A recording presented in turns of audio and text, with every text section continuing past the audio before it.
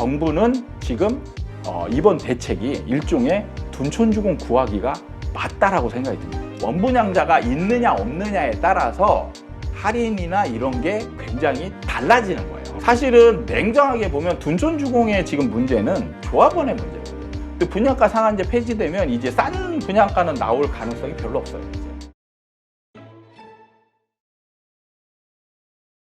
많은 분들이 네. 이 금리 인상이 이제 계속 일어나고 있잖아요. 네, 미국도 그렇고 우리도 이제 금통위에서 곧 인상을 하게 될 거고 네. 이러한 것들 문제 때문에 부동산 PF 문제가 됐든 가계대출 문제가 됐든 뭔가 더 아주 위험한 상황들이 오는 거 아니냐. 또 일본도 금리 인상 최근에 했고요. 네, 네, 네. 그런 가운데서 이번에 나온 정부의 정책들이 네. 혹시나 예. 잘 안 먹혔을 때 더 네. 큰 위기가 오는 거 아니냐. 왜냐면 처방을 했는데 약을 안 들으면 더 패닉 상태로 빠질 네, 수 네, 있잖아요. 네, 네. 소비자들의 네, 심리는. 네. 그런 차원에서 지금 블룸버그에서도 둔촌주공의 그 계약률이 네. 이게 나쁜 성적이 나오면 위험할 수 있다. 레고 사태보다 더 위험한 일이 벌어질 수 있다라고 뉴스가 나왔다고 하는 거죠. 네. 어떻게 보세요? 지금 이 둔촌주공 관련해서 잘 완만하게 네. 연착륙할 거라고 보시나요? 일단 둔촌주공의 사태가 진짜 만약에 터지면 어떻게 될 것인가를 일단 사람들이 좀 공감을 할 필요가 있는데 진짜 난리 날 가능성이 있습니다. 그래요? 예, 그게 뭐냐면 과거로 이제 조금 돌아가서 아까도 레고랜드 사태 얘기를 하셨는데 원래 레고랜드 같은 사태가 벌어지는 일이 종종 있었습니다. 과거에도? 예. 근데 그게 파장이 크지 않았어요. 그거는 그냥 어떻게 보면 그냥 뭐 어느 지자체의 사업이 지자체에 굉장히 많은 그 재정 중에 아주 그 작은 부분이 좀 부실이 생긴 것 뿐이에요. 그래서 그거는 그냥 아주 작은 상처 한 군데 난 거에 불과하게 되거든요. 그래서 아마 김진태 그 지사도 이런 거를 크게 파장이 일어날 걸 예상하지 못하고 아마 그냥 우리는 못 갚겠다 뭐 이런 얘기를 했을 거예요. 그냥 옛날과 같은 똑같은 상황으로 이제 받겠죠. 그런데 난리가 난 거잖아요. 그렇죠. 그게 뭐냐면 대외 여건이라든지 내가 그 시장에 가진 에너지의 상태나 이런 게 중요한데 지금 가계부채가 굉장히 크고 그 다음에 PF라든지 이런 것들이 너무 방만하게 유지된 상태에서 지금 금리 인상이 굉장히 가파르게 진행이 됐었잖아요. 그래서 이런 그게 이미 부실화 쪽으로 가고 있는 상태였다라는 거죠. 그러니까 그 주춧돌이라든지 이런 것들이 굉장히 취약해져 있는 상태에서 레고랜드 사태가 벌어짐으로 인해서 이게 파급력이 굉장히 커졌다라는 거예요. 근데 둔촌주공이 마찬가지입니다. 지금의 금융, 그 다음에 건설 경기, 건설사들 이런 쪽이 지금 재정 상태나 뭐 여러 가지 분위기나 이런 걸 봤을 때 굉장히 취약한 상태에 있다라는 거죠. 그러면 둔촌주공이 사태로 벌어지게 되면 이게 일파만파 퍼질 수 있는 그 가능성이 굉장히 높아졌다라고 보는 거예요. 근데 다 그게 어느 정도 일리가 있는 얘기고 네. 그래서 정부는 지금 이번 대책이 일종의 둔촌주공 구하기가 맞다라고 생각이 듭니다. 그러니까 일각에서 그런 이야기들도 있고 또 그러니까 정말 둔촌주공 네. 이거 어떻게든 성공시켜야 된다라는 어떤 압박감을 정부가 받고 있다 이런 네. 얘기도 있고 네. 에이 설마 정부가 이런 하나의 사업장 때문에 그런 엄청난 정책을 내놓겠어? 네. 하는 분도 있긴 있는데 그거는 그러니까 그 현장만 보면 거기는 굉장히 국가 전체적으로 보면 아주 작은 거죠. 근데 이 현장이 지금은 국가 전체에 영향을 미칠 수 있는 아주 대마가 됐다라는 거죠. 하긴 뭐 블룸버그에서도 타겟으로 딱 이야기를 할 정도면 그렇죠. 분명히 지금은 그런 상태가 되었기 때문에 정부가 이거를 사태가 벌어지지 않게끔 막아야 될 어떻게 보면 책임과 의무가 갑자기 생겼다라고 보시면 되는 거예요. 그렇군요. 그러니까 이런 식으로 아직은 우리에게 아주 커다란 위험들이 남아있다라고 보는 거거든요. 그렇죠. 그러니까 이러한 위험들이 만약에 현실화된다면 아까 말씀하셨듯이 일상적인 경기 침체, 그로 인한 부동산 하락 구간에서의 40% 네. 그 이상 빠지냐 아니면 그래도 그거 감안해서 마이너스 40 정도까지는 빠지냐 더 이걸 빠질 궁금해요. 수도 있습니다. 아, 이건 변수로. 그렇죠. 이런 거는 변수가 될 수 있는데 그래서 정부가 진짜 부랴부랴 소방수로 나섰게 됐고 지금 결과치로 보면 사태로 번질 가능성은 좀 약해지지 않았나 이런 전망도 나오거든요. 그게 PF 자금 저희도 저번에 다뤘었는데 7,200억인가 17일 날 갚아야 네, 된다고 맞아요. 은행권에. 그래서 이게 뭐 정확하진 않지만 계약률이 한 77% 정도 그 정도 선이 되면 이 금액을 갚을 수 있는 자금적 여유가 생긴다라고. 이게 마감이 이제, 언제죠?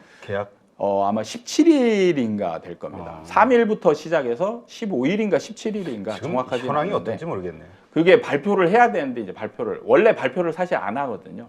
그래서 지금 아마 이런 게 또 파장이 그러니까 이게 뭐냐면 계약률이 좀 낮게 됐잖아요. 미리 발표하면 계약률이 더 낮아지거든. 그러니까 이게 노이즈가 되면 아이고 살려던 사람들도 계약하려던 사람들 아유 좀 불안한데. 그래서 항상 이런 거는 감추려고 하는 게 맞습니다. 감추는 게 맞고. 그렇다면 그냥 우리가 네. 그 계약자의 입장에서 돌아서 놓고 봤을 때 네. 이런 이해관계 다 떨구고 예.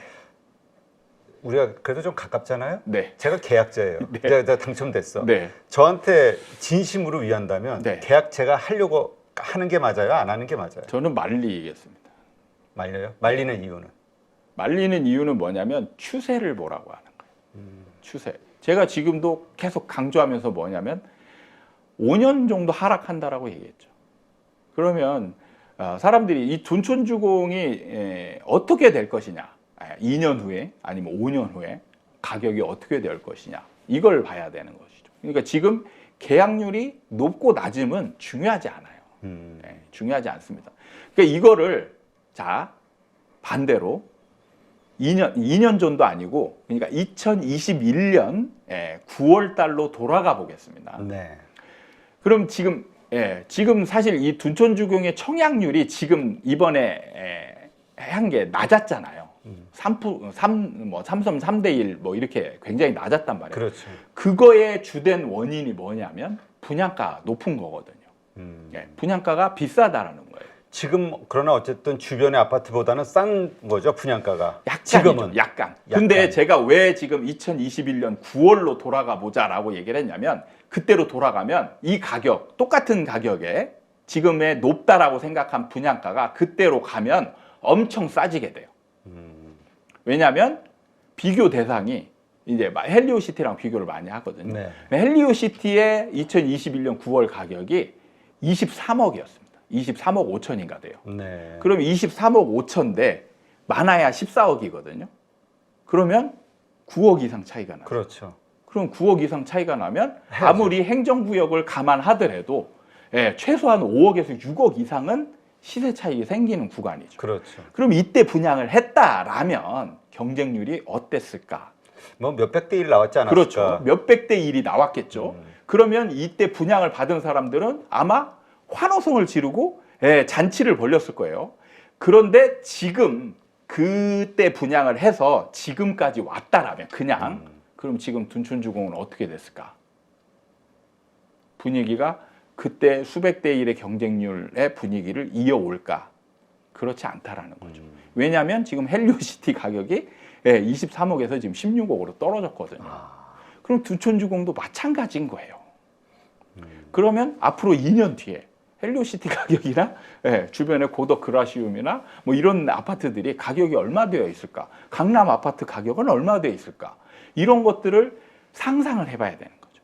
그렇다면 헬리오시티? 네. 24억에서 지금 16억으로 떨어졌지만 이게 바닥은 아니다. 그렇죠. 이렇게 보시는 거예요. 그럼요. 더 떨어질 수도 있는 거죠. 그렇다면 둔촌주공이 14억을 지키고 있을 것인가? 못 지킬 가능성이 크죠. 그러니까 지금의 집값이 아니라 앞으로 더 떨어질 수 있는 가능성에 대한 것을 감안했을 때는 할 수가 없다. 그렇죠. 그러니까 항상 추세적으로 지금 내가 집을 살 거냐 말 것이냐를 볼 때는 당장 2년 뒤, 3년 뒤, 최소한 2년 뒤에 앞을 봐야 돼요. 그렇게 보시는 분도 있을 것 같아요. 어쨌건 그래도 분양가니까 네. 분양가는 밑으로 떨어지진 않겠지? 이런 생각하시는 분들. 그건 완전 착각입니다. 왜일까요? 왜냐하면 분양가가 산정되는 데는 또 나름대로 이유가 있는 거잖아요. 네, 네. 지금 뭐 요즘 물가도 높고 하니까. 네. 그거는 추세를 변함을 인정하지 않는 거죠. 다 필요 없다. 건설사가 얼마를 썼던. 네. 그거는 이미 이제 건설사가 분양가를 정해놓고 팔았잖아요. 네. 그러면 이제 이미 개인들한테 넘어간 거예요. 그러면 얘는 일반 아파트하고 똑같은 상황인 거죠. 그리고 일반 아파트가 떨어졌어요. 그럼 얘도 같이 떨어지는 거죠. 그렇군요. 네.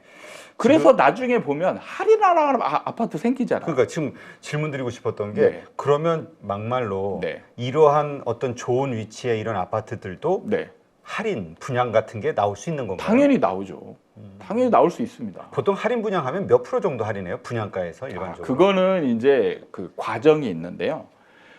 보통은 바로 할인을 하지 않습니다. 보통 이제 분양은 짓기 전에 분양하잖아요. 그렇죠. 그래서 분양을 한 다음에 3년 동안 이제 집 짓는 과정이 있고 다 집을 지은 다음에 이제 입주라는 걸 하죠. 입주가 되면 이때부터 이제 아파트 가격이라는 게 형성이 돼서 가격이 되는데 할인을 하는 시점은 언제냐? 보통은 3년 동안 입주할 때까지는 거의 할인을 하지 않아요. 거의 대부분은. 특별한 케이스가 아니면, 그러니까 건설사가 스스로 나는 내가 좀 오버했어. 이렇게 인정하는 건설사는 거의 없거든요. 그 정도로 이제 어느 정도 좀 인정하는 건설사가 생기면 그런 거는 이제 중간에라도 할인을 해야 되는데, 그럼 문제가 뭐냐면 왜 건설사들이 할인을 안 하느냐? 원분양자가 있기 때문에 그래요. 원분양자는 제 가격을 주고 샀잖아요. 그렇죠. 여기서 남은 아파트를 할인을 바로 해버리면 가격이 전체적으로 또 떨어지겠지. 원분양자들이 가만히 있을까요? 지금 테슬라도 지금 중국에서 데모하잖아요.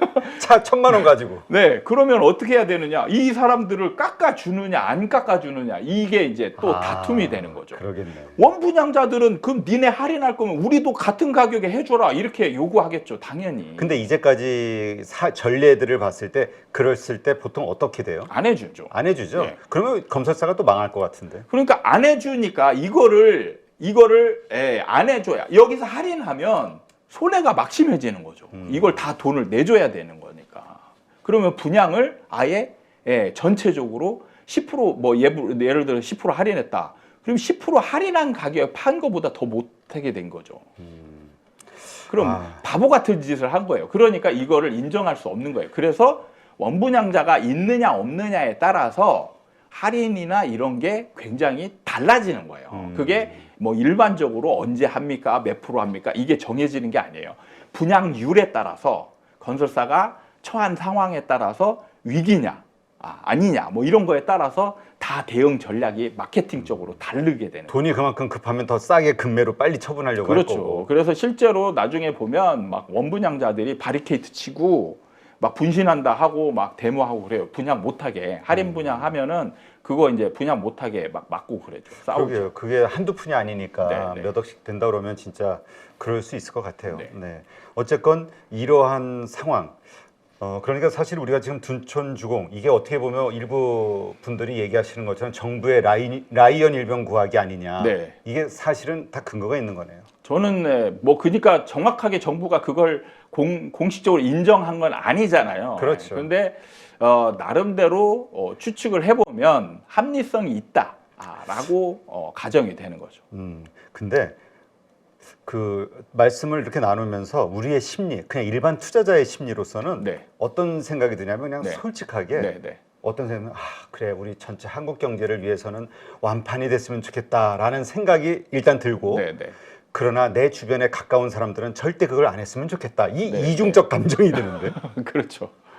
그게 이제 그 정부가 처한 약간의 딜레마 같은 거예요. 네. 큰 아들을 살릴 거냐, 작은 아들 살릴 그렇죠. 거냐. 그래서 저는 조금 어떻게 보면 의도가 나쁘다라고 얘기를 할 수도 있는 거예요. 정부에. 예. 그러니까 정부가 지금 누군가의 희생이 필요한 거잖아요. 예. 누군가의. 그러니까 전체 국가 경제를 살리기 위해서 누군가의 희생을 필요로 하는 상황인 거예요. 누가 희생자가 될 것이냐. 참 그래요. 근데 참 정부 입장, 그러니까 전체를 또 보는 입장에서는 또 오죽하면 방법이 그 여러 가지를 또 생각하면 오죽하면 그럴까 싶기도 하고 또 그게 최선이었을까라는 아쉬움도 들고 참 답은 없죠. 이게 참 어떻게 원론적인 부분으로 가면 이게 이제 떼거지. 떼거지를 만드는. 아니 떼거지로 모여서 정부한테 요구를 하면 나중에 정부는 이제 그 요구를 들어줄 수밖에 없는 그런 상황들이 계속 만들어지고 있는 게 안타깝다라는 거죠. 그게 어떤 말씀인지 잘 이해가 안 되는데, 그러니까 지금 사실은 냉정하게 보면 둔촌주공의 지금 문제는 조합원의 문제거든요. 원래 조합원들이 시공사와 싸우지 않고 원 분양가, 정해진 분양가대로 분양을 했다라면 이런 상황이 벌어지지 않았거든요. 그러니까 지금 문제가 뭐냐면 조합원과 시공사가 다툼을 하면서 공사가 오랜 기간 중단이 됐고 생기지 말아야 될 비용이, 추가 비용이 생긴 거예요. 네. 그러니까 추가 비용을 지금 감당할 수가 없으니까 시공사도 감당을 할 수 없고 조합원도 감당을 할 수가 없어요. 그렇게 되니까 필연적으로 뭘 해야 되냐? 일반 분양을 높일 수밖에 없는 거예요. 그러니까 일반 분양분을 지금 높였는데 이게 그래서 높여서 분양이 잘 됐으면 또 문제가 안 일어나는데 지금 갑자기 경기가 침체되면서 주변 아파트 가격이 떨어지면서 지금 미분양이 우려되는 사태로 지금 흘러가고 있었단 말이에요. 그러니까 정부가 지금 원래대로 되면 개입을 하면 안 되죠. 이런 거는. 개입을 그렇죠. 하면 안 되는 거예요. 근데 지금 둔촌주공이 뭔가 미분양 사태가 벌어지면서 이 부도, 일종의 부도죠. 빌린 자금을 못 갚게 되면 이런 사태가 벌어지면 이제 이게 일파만파 경제적으로 퍼지게 될 거니까 어쩔 수 없이 개입을 하는 사태가 벌어지는 거죠. 하긴 둔촌주공 같은 이런 1급지, 특급지가 이 정도 상황이라면 다른 PF 사업장은 오죽하겠냐에 대한 불신이 확 커질 수밖에 없죠. 네. 그러니까 지금 둔촌주공이 정부 입장에서는 원활하게 지금 분양이 되는 게 어떻게 보면 최선일 수밖에 없는 그런 참 안타까운 상황. 그래서 이게 어떤 사람들의 눈에서는 이게 조합원 구하기가 아니냐. 둔촌주공 구하기가 그럴 아니고 수도 있죠. 조합원 구하기가 되는 거예요. 이게 국가 사업이었다 그러면 그래서 네. 거기로 인한 그 여러 가지 혜택들이 그 국민에게 어느 부분이 됐든 갔다면 모르지만 결국 조합원들에게 그렇죠. 이익이 가는 거니까. 그렇죠. 그러니까 조합원들이 분양가를 낮게 했으면 지금 추가 부담금을 많이 내야 되는 상황이거든요. 네. 근데 그걸 방지하기 위해서 일반 분양금을 올렸어요. 올려서 지금 사실 지금 만약에 지금의 옛날 가격, 그 옛날 분양가 상한제 책정된 그 가격에 지금 분양하면 미분양 사태 걱정 안 해도 돼요. 너무 비싸다. 예. 알겠습니다. 이러다 보니까 지금 이제 어차피 우리 3기 신도시 부분들도 있잖아요. 네, 이제 네. 앞으로 계속 아파트들이 이제 원래 우리 1년 전만 해도 지금 막 부동산 대책들이 오히려 그 어떻게 집을 더 많이 늘리느냐의 네, 네, 네. 관점이었으니까 네. 이제 앞으로 쏟아지게 되는 물량들이 있단 말이에요. 네. 이거를 분양 받아야 돼 말아야 돼 청약저축 있는 분들에게는 네. 이게 또 고민이에요. 네. 그러니까 저는 고민할 필요 없다. 하지 마 그냥. 네. 고민할 필요 없이 이 분양하는 현장에 사실은 분양가가 제일 중요해요. 분양가가 뭐 예를 들어서 이제 분양가 상한제가 근데 지금 이번에 이제 분양가 상한제 또 폐지돼서 네. 분양가 상한제 하에서 분양가가 나와야 로또 분양 뭐 시세 차익이 생기는 분양이 생기잖아요. 근데 분양가 상한제 폐지되면 이제 싼 분양가는 나올 가능성이 별로 없어요, 이제는. 그러면 뭐 저는 답은 딱 정해져 있다. 지금 하락 추세에서 비싼 거 가두면 망하는 거죠. 그러니까 분양 아파트도 지금은 우리 꼭 둔촌주공만의 이야기가 아니라 네. 분양 아파트조차도 앞으로 몇 년간은 쳐다보지 말자. 그러니까 많은 분들이 이런 착각을 하는 게 뭐냐면 어떤 현상이 굉장히 오래되면 그걸 일반화시키는 거예요. 네. 그래서 지금 상승장이 너무 오랫동안 지속됐기 때문에 분양가 밑으로는 절대 안 떨어진다. 이런 생각을 지금 MC분께서도 하셨잖아요. 그게 지금 착각인 거죠. 우리 작가가 아까 네. 봤잖아 인터뷰에 작가가 김포에 분양을 받았거든. 그때 안 좋은 것 같은데라는 얘기를 하니까 그래도 분양가 밑에 떨어지겠어요. 이게 이제 일반 우리 보통 사람들이 가지고 있는 네, 생각이거든요. 네. 분양가라고 하면은 뭔가 최저가라는 느낌이 들거든요. 그게 지금 그 분양가 상한제에 잔상이 남아 있는 거예요. 근데 분양가 상한제가 폐지되고 그다음에 하락장이 되면 분양가가 최고점이 돼요. 아 그래요? 네. 그 밑으로 이제 그 밑으로 돼서 분양가를 회복하는 이렇게 올려다보면서 저 가격을 회복이나 하겠어? 이렇게 되는 거죠. 그 정도로 빠질 수 있다. 네. 하긴 40%. 이거 좀 미련한 질문일 수도 있는데 네. 제가 지금 단순 계산이 좀 안 돼가지고 우리가 일반적인 시세가 40% 정도 떨어질 수 있다 그러면 네. 이건 이제 실거래가 중심이죠. 호가가 그렇죠. 아니라 네네네. 실거래가 중심으로 40%가 떨어질 수 있다 그러면 분양가는 보통 그 실거래가 그 형성돼 있던 보통의 분양가에서 몇 프로 정도 빠져요? 나중에 최종적으로 사실 비슷한 게 많고요. 40% 가까이? 네네. 분양가도? 네. 많이 빠지는 건 저는 70% 할인한 것까지 봤습니다. 와, 그래요? 예. 아, 이렇게 말씀하시니까 이 분양가에 대한 이미지가 좀 현실적으로 와닿네요. 네. 그러니까 분양가는 그냥 그 당시의 시세인 거예요. 아, 그렇군요. 뭐 이게 최저가도 아니고 건설사는 아무튼 그 시기에 높게 받을 수 있는 만큼 최대한 높게 받아서 잘 팔렸으면 좋겠다. 그러니 이런 말씀을 나눌 때마다 그 작년에 연끌하신 분들, 특히 젊은 분들이 많이 하셨잖아요. 이거 어떻게 해야 되나 이런 분들은. 그러니까 저는 그 부분이 너무 안타까워요.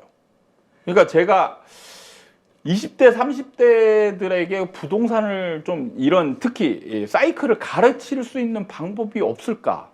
그러니까 이걸 국가에서 지금 담보를 안 하고 있으니까. 그러니까 문제가 뭐냐면 경제 교육이나 부동산 교육을 아예 못 받은 사람들이 갑자기 사회에 나왔는데 그 사회가 갑자기 난리가 난 거예요. 막 그 과열되어 있는 거예요.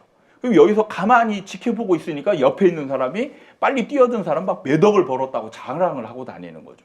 그럼 내가 이걸 죽으라고 일을 해서 돈을 벌어봤자 쓰고 남은 돈을 모아봤자 1년에 1,000만 원도 안 되겠네. 이게 무슨 짓인가 하는 회의감이 드는 거죠. 그래서 그 당시에 연끌을 해서라도 이걸 빨리 들어가야 되겠구나. 이런 선택을 하는 무리수를 두게 되는 그런 상황으로 이렇게 자동적으로 몰아가는 그런 게 된다라는 거죠. 그렇군요. 그래서 지금 저는 가장 필요한 게 젊은 세대들한테 진짜 현실적인 경제 교육이 필요하다.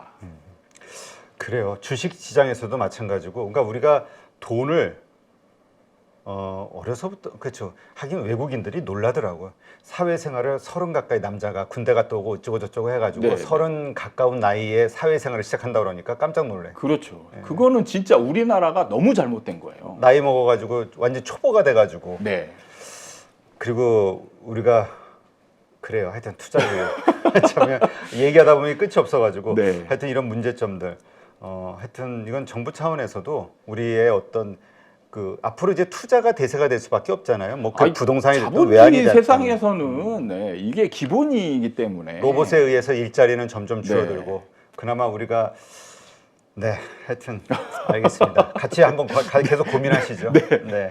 자, 하여튼 지금 가지고 있으신 분들에게는 정말 마음 아픈 이야기가 될 수도 있고 깜짝 놀라는 이야기가 될 수도 있고 없으신 분들에게는 나에게도 다시 내 집 마련을 내 현실적으로 싸게 할 수 있는 기회가 앞으로 있구나 위안이 될 수도 있고 이게 이해관계가 얽히기 때문에 참 어떻게 말씀드릴지 모르겠는데 어쨌건 상황이 이렇다는 거 잘 판단하시고 자신의 입장에서 최선의 선택이 무엇인지 잘 한번 생각해 보시기 바랍니다. 자, 이렇게 함께 수고해 주신 아파트 사이클 연구소 이현철 소장님 오늘 좋은 인사이트 고맙습니다. 네.